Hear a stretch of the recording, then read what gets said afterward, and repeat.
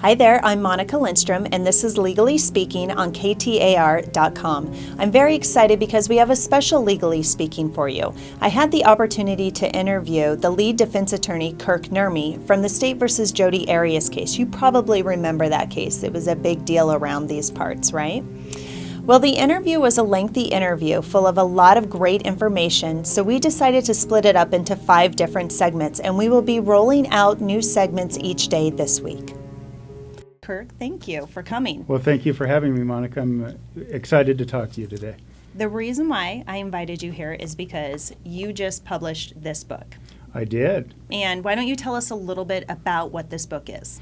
Well, after the trial was over and after I was finally dismissed in April of this year. Happy day, right? Yeah, a happy day.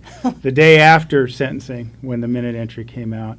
I started writing, kind of going through my experience, because I talk about in the book, why was this going on in my career? This wasn't a case I wanted. So I just started kind of writing for myself. And then as the writing went on, I got the idea that this story, my story, was, and ultimately the story of the entire defense, is something that I wanted to get out, something that I wanted people to know, so people had a better understanding beyond the sensational aspects of the case that they might have heard anywhere. Mm-hmm. And so I made the decision to turn this into a book. And then when I started thinking, well, I want to get this story out there, this 5.5 years of my life became such a crushing thing to wrap my head around. How am I going to articulate 5.5 years of my life, all the events that happen, all the interesting events that happen over that period of time. And then I made the decision, and helped me as an author. This is my first long book. I wrote a smaller diet book, but it was my first long book. To just kind of get a handle on it, I decided to break it up into 3 parts, and this deals with kind of the backstory, the things that happened before this trial and you say part 1 of 3, from getting the file to being ready for trial. That's right.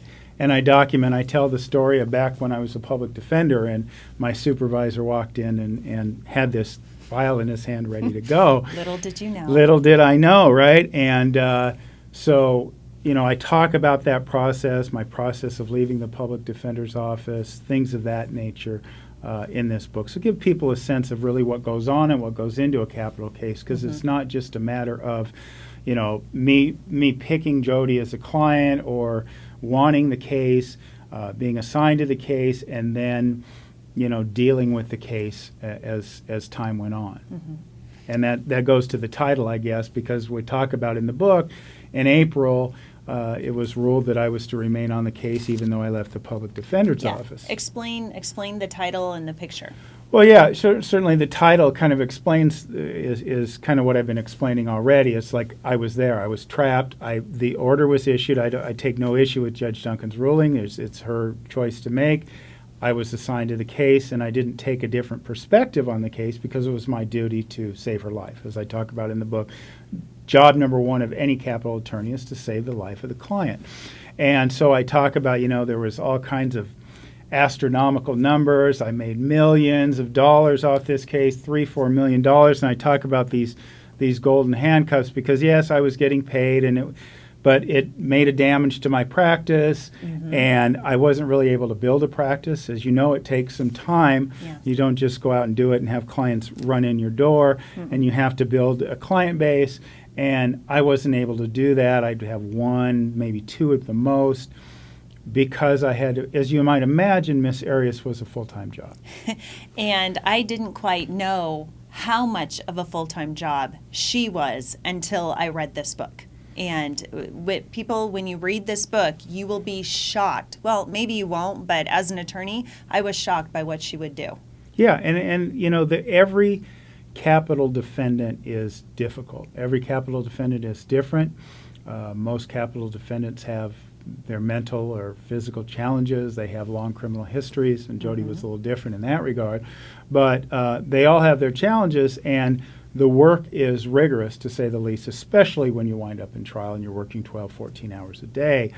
And so, which is particularly grueling, and I'll talk about a little bit more in my next book, to co-counsel with children and people with families and things like that to try to, and I know you do it in your own life, working all those hours and having kids at home. And So going through that and that kind of commitment, 12, 14 hours a day in any capital trial, be it something that's on the national stage or something that's taking place that no one in the news cares about. It's a commitment, and it was something that I decided I wanted to move on from in 2011, late 2010 and 2011. So. Well, let me go back for a minute, because we talked about you were trapped. You had filed your first motion to withdraw, wasn't it, in February of 2011? February 2011, I had made the decision. I had told the Public Defender's Office I was leaving. Mm-hmm. They had counsel coming in, and Judge Duncan said, well, I'm not going to accept that. I want you to file a motion to withdraw, and we'll hold the hearings. And in the book, I kind of described the various hearings we went to. And the result obviously was, like I say, spoiler alert, I didn't get off the case. I was trapped. And the handcuffs is the golden, because yes, you were getting paid, Yes. like you said. Although it was a contract, so Yes. it wasn't like a private attorney where you're getting paid $500 an hour No. or something like that. No, I heard all kinds of astronomical figures that really related to the cost of maybe the entire defense, and the experts Mm-hmm. that make much more an hour than we do, as you probably know from your own practice. They make a lot of money. Yes, they do. And so, these figures, 3, 5 million, et cetera, not true. None of it. No, because you're getting paid by the county. Yes. Jody's not paying you. There's no secret sugar daddy out there paying her bills. We're paying you. So whenever you have a contract through the county or the government, you always get paid a heck of a lot less. What I found interesting is you have a chapter in here, and I don't know if it's titled I Want Out, but you talk about having to leave the PD's office, the Public Defender's Office. And in there you said that you wanted out of the case so bad for a variety of reasons, that you thought one of the surefire ways to get out was if you left the Public Defender's Office. Yes. Because it was normal, if one attorney leaves the Public Defender's Office, just another one comes in and takes over the caseload. Right. At that point, I think it was, like we said, February of 2011, what had happened in the case more on a personal level that made you go, okay, that's it. I'm calling Uncle. I want out of this. Well, I mean, there were factors certainly outside of Miss Arias, to be fair. I mean, like I said, I'd been a capital attorney 2.5, 3 years, in that ballpark at that point in time.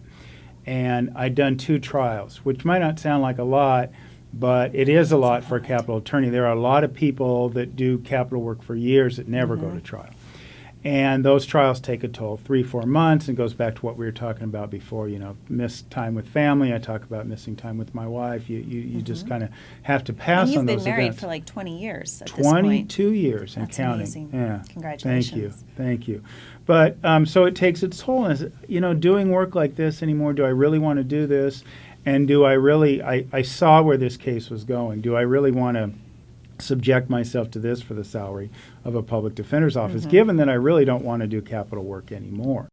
That concludes this segment of the interview. Check back tomorrow for the next part.